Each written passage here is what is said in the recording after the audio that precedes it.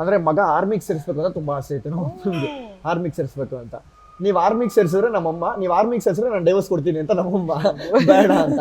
ಅದಕ್ಕೋಸ್ಕರ ನನ್ನ ಮಗ ನನ್ನ ಕಣ್ಮುಂದೆ ಇರಬೇಕು, ಎಲ್ಲೂ ಹೋಗೋದು ಬೇಡ ಅಂತ ನಮ್ಮಪ್ಪ ಇದ್ದಿದ್ದು. ಆಮೇಲೆ ಸಿನಿಮಾಗೆ ಬರಬೇಕು ಅನ್ನೋ ಒಂದು ಆಸೆ ಇತ್ತು. ಆಮೇಲೆ ನನಗೂ ತುಂಬ ಚಿಕ್ಕ ವಯಸ್ಸಲ್ಲ ಅವಾಗ. ಆಮೇಲೆ ಹೋಗ್ತಾ ಹೋಗ್ತಾ ಅಪ್ಪನ ಜೊತೆ ಜರ್ನಿ ಮಾಡ್ಕೊಂಡು ಹೋದಾಗ ನಾನು ಇಂಡಸ್ಟ್ರಿಗೆ ಬರಬೇಕು, ಇಲ್ಲೊಂದು ಹೆಸರು ಮಾಡಬೇಕು ಅನ್ನೋ ಒಂದು ಆಸೆ ಇತ್ತು. ಆಮೇಲೆ ಅಪ್ಪ ಅದಕ್ಕೆ ಏನೇನು ಬೇಕೋ ಪ್ರಿಪ್ರೇಷನ್ ಪ್ರತಿಯೊಂದನ್ನು, ಸಿನಿಮಾಗೆ ಏನೇನು ಬೇಕು, ಒಬ್ಬ ಹೀರೋ ಆಗ್ಬೇಕಂದ್ರೆ ಏನೇನು ಬೇಕು ಅದನ್ನೆಲ್ಲ ತಯಾರಿಗಳು ಮಾಡಿಸ್ತಾ ಇದ್ರು. ಇವತ್ತು ಆ ತಯಾರಿಗಳು ನಡೀತಾ ಇದೆ ಕಂಟಿನ್ಯೂಸ್ ಆಗಿ.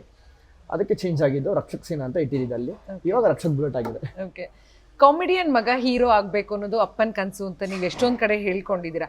ಸೊ ಹೀರೋ ಆಗಕ್ಕೆ ಸಾಕಷ್ಟು ತಯಾರಿಗಳನ್ನ ಮಾಡಿಸ್ತಿದ್ರು ಅಂತ ಇವಾಗ ಹೇಳಿದ್ರಿ. ಏನೇನೆಲ್ಲ ತಯಾರಿ ಮಾಡ್ಕೊಂಡಿದ್ದೀರಾ ಅಥವಾ ಮಾಡ್ಕೋತಾ ಇದ್ದೀರಾ ಇನ್ನು? ಇವಾಗ ಬೇಕಂದ್ರೆ ಕ್ಯಾಶುವಲ್ ಆಗಿ ಇವಾಗ ಏನು ಜಿಮ್ನಾಸ್ಟಿಕ್ಸು, ಜಿಮ್ಮು, ಒಂದೊಳ್ಳೆ ಬಾಡಿ. ಎಲ್ಲರೂ ಹೇಳ್ತಾರೆ 6 ಅಡಿನೇ ಇರಬೇಕು, 6 ಪ್ಯಾಕೇ ಮಾಡಿರಬೇಕು, ಚೆಸ್ಟ್ ಹಿಂಗಿರಬೇಕು, ಬೈಸಿಪ್ಸ್ ಹಿಂಗಿರ್ಬೇಕು. ನಾನು ಹಿಂಗಿದ್ದೀನಿ, ಜನ ನನ್ನ ಇಷ್ಟಪಡ್ತಿದ್ದಾರೆ. ಹೀರೋ ಅಂದಾದ್ಮೇಲೆ 6 ಅಡಿನೇ ಇರಬೇಕು, 6 ಪ್ಯಾಕ್ ಬಿಡಿಸ್ಕೊಬೇಕು ಅನ್ನೋದಲ್ಲ. ಅವ್ನಿಗೆ ಯಾವ ಥರ ಬೇಕು ಆ ಸಿನಿಮಾಗೆ ಆ ರೀತಿ ಇದ್ರೆ ಸಾಕು. ಎಲ್ಲ ಸಿನಿಮಾದಲ್ಲೂ ಒಂದೇ ಥರ ನೋಡ್ಬಿಟ್ರೆ ನಮ್ಮ ಜನ ತುಂಬ ಬೋರ್ ಆಗಿಬಿಡುತ್ತೆ. ನಾವು ಅಪ್ಪ ಹೇಳೋರು, ನೀನು ದಪ್ಪ ಎಲ್ಲ ಆಗ್ಬೇಡ, ನೀನು ಹಿಂಗೆ ಇರೋ, ನಿನಗೆ ಸಿನಿಮಾಗೆ ಹೆಂಗೆ ಬೇಕು, ಆ ಕಂಟೆಂಟ್ಗೆ ಹೆಂಗೆ ಬೇಕು ಹಂಗೆ ರೆಡಿ ಆಗೋ ನೀನು ಅಂತ ಹೇಳೋರು. ನಾನು 16 ವಯಸ್ಸಲ್ಲೇ 6 ಪ್ಯಾಕ್ ಮಾಡಿದವನು. ನನ್ನ ಅಪ್ಪನ ಒಂದು ಆಸೆ ಇತ್ತು. 16 ವಯಸ್ಸಲ್ಲಿ ನಾನು ಜಿಮ್ಗೆ ಸೇರಿದವನು. ಅಲ್ಲೇ ನಮ್ಮ ಅಪ್ಪನ ಆಸೆ ಒಂದು ಈಡೇರಿಸಿದೆ, 6 ಪ್ಯಾಕ್ ಮಾಡು ಅಂತ ಹೇಳಿದ್ರು. 6 ಪ್ಯಾಕ್ ಮಾಡಿದೆ. ಚಿಕ್ಕ ವಯಸ್ಸಲ್ಲಿ 6 ಪ್ಯಾಕ್ ಮಾಡಿದೆ. ಇವಾಗ ಎಲ್ಲರೂ ಹೇಳ್ತಾರೆ 6 ಪ್ಯಾಕ್ ಅಂತ.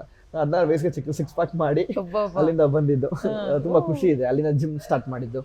ಜಿಮ್ನಾಸ್ಟಿಕ್ಸು, ಬಾಕ್ಸಿಂಗು, ಕಿಕ್ ಬಾಕ್ಸಿಂಗು, ಅದಾದ್ಮೇಲೆ horse riding, swimming, acting class ಏನು ಮಾಡಿಲ್ಲ. ಗುರುಶಿಷ್ಯರಿಗೆ ಬೇಕಾಗಿತ್ತು. ಒಂದು 6 ತಿಂಗಳು ಸಿನಿಮಾ ಟೀಮ್ ಜೊತೆನೇ ಮಾಡಿದ್ದು ಆಕ್ಟಿಂಗ್ ಕ್ಲಾಸ್ ಹೊರತು ಬಿಟ್ರೆ ಅದು ಬೇರೆ ಏನೇನು ಬೇಕು ಆಕ್ಟಿವಿಟೀಸ್ ಎಲ್ಲ ಮುಗಿಸ್ಕೊಂಡಿದ್ದೆ. ನಡೀತಾನೆ ಇದೆ. ಎಷ್ಟೇ ಕಲ್ತ್ರು ಝೀರೋನೇ. ಎಲ್ಲ ತರ ಬರ್ತಾನೆ ಇರುತ್ತೆ. ದಿನ ಒಂದೊಂದು ಚೇಂಜ್ ಆಗ್ತಾನೆ ಇರುತ್ತೆ. ಅದನ್ನೆಲ್ಲ ಕಲಿತಾ ಇದೀನಿ. ಖುಷಿ ಇದೆ. ಗುರು ಶಿಷ್ಯರು ಸಿನಿಮಾದ ಮೂಲಕ ಫಸ್ಟ್ ಟೈಮ್ ಕ್ಯಾಮ್ರಾ ಫೇಸ್ ಮಾಡಿದ್ರಿ. ಆ ಎಕ್ಸ್ಪೀರಿಯನ್ಸ್ ಹೇಗಿತ್ತು? As an actor camera face ಮಾಡೋದು ಭಯ ಆಯ್ತಾ? ಅಷ್ಟು ದಿನ ನಮ್ಮ ತಂದೆ ಜೊತೆ ಹೋಗ್ತಿದ್ದೆ ಶೂಟಿಂಗ್ ಸ್ಪಾಟ್ಸ್ಗೆ. ಕ್ಯಾಮ್ರಾ ಹಿಂದೆ ನಿಂತ್ಕೊಂಡು ನೋಡ್ತಿದ್ದೆ, ನಗ್ತಿದ್ದೆ, ನಗಾಡ್ತಿದ್ದೆ, ಒಂದಷ್ಟು ಜನ ರೇಗಿಸ್ತಿದ್ದೆ. ಕ್ಯಾಮ್ರಾ ಮುಂದೆ ಹೋಗಿ ನಿಂತ್ಕೊಂಡಾಗ ಕಷ್ಟ ಗೊತ್ತಾಯಿತು ಏನು ಅಂತ. ಡೈರೆಕ್ಷನ್ ಆಗಿರ್ಬೋದು, ಪ್ರೊಡಕ್ಷನ್ ಆಗಿರ್ಬೋದು, ಪ್ರೊಡ್ಯೂಸರ್ಗಳು, ಒಂದು ಕ್ಯಾಮ್ರಾ ಡಿಪಾರ್ಟ್ಮೆಂಟು, ಎಲ್ರದ್ದು ಅಷ್ಟು ಕಷ್ಟವಾಗಿ ಗೊತ್ತಾಯಿತು. ಆ ಒಂದು ಎಕ್ಸ್ಪೀರಿಯನ್ಸ್ ಚೆನ್ನಾಗಿತ್ತು.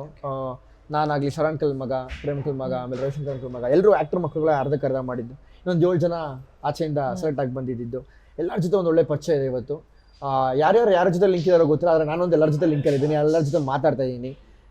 ಬಳ್ಳಾರಿಯಿಂದ ಬಂದವರು, ಆಮೇಲೆ ಏನು ಮೈಸೂರಿಂದ, ಶಿವಮೊಗ್ಗದಿಂದ, ಅಲ್ಲೆಲ್ಲರೂ ಸೆಲೆಕ್ಟ್ ಆದರು. ಓಕೆ, ಸೊ ಫಸ್ಟ್ ಮೂವಿ ಅಂತಂದ್ರೆ ಪ್ರತಿಯೊಬ್ಬರಿಗೂ ಸ್ಪೆಷಲ್.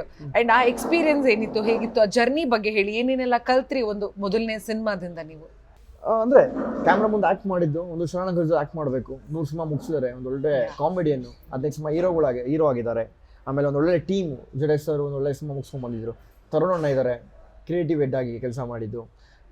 ಅವರು ಒಂದಷ್ಟು ಹೇಳ್ಕೊಡೋರು ನಮಗೆ, ಹಿಂಗೆಲ್ಲ ಮಾಡಿ ಚಿನ್ನ, ಹಿಂಗೆ ಮಾಡು ಚಿನ್ನ ಅಂತ. ಅದೆಲ್ಲ ಕಲ್ತಿದ್ದು ನಾವು. ಪ್ರಮೋಷನ್ಸ್ಗೆ ಎಲ್ಲ ಒಂದೇ ಒಂದು ಬಸ್ಸಲ್ಲಿ ಹೋಗಿದ್ದು, ಒಂದು ಟಿಟಿಲಿ ಹೋಗಿ ಎಲ್ಲ ಟ್ರಾವೆಲ್ ಮಾಡಿದ್ದು.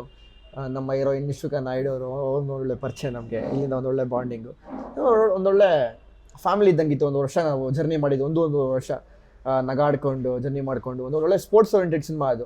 ಅಂದರೆ ಕಮರ್ಷಿಯಲ್ ಸಿನಿಮಾ ಅಂದರೆ ಎಲ್ಲರೂ ಆ್ಯಕ್ಟ್ ಮಾಡ್ಬೋದು ನಾರ್ಮಲ್ ಆಗಿ.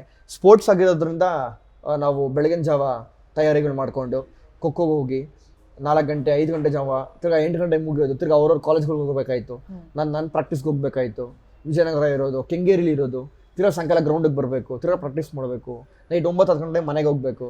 ಒಂದು ಒಳ್ಳೆ ಜರ್ನಿ ಅನಿಸ್ತು. ಅದೇ ಕಮರ್ಷಿಯಲ್ ಸಿನಿಮಾ ಆಗಿಬಿಟ್ಟಿದ್ರೆ ರೇರ್ ಮೀಟ್ ಮಾಡ್ತಿದ್ವಿ, ಸಿನಿಮಾ ಸೆಟ್ಟಿಗೆ ಬರ್ತಿದ್ವಿ, ಮೀಟ್ ಮಾಡ್ತಿದ್ವಿ, ಒಂದಷ್ಟು ಬಾಂಡಿಂಗ್ ಇರ್ತಾ ಇರಲಿಲ್ಲ.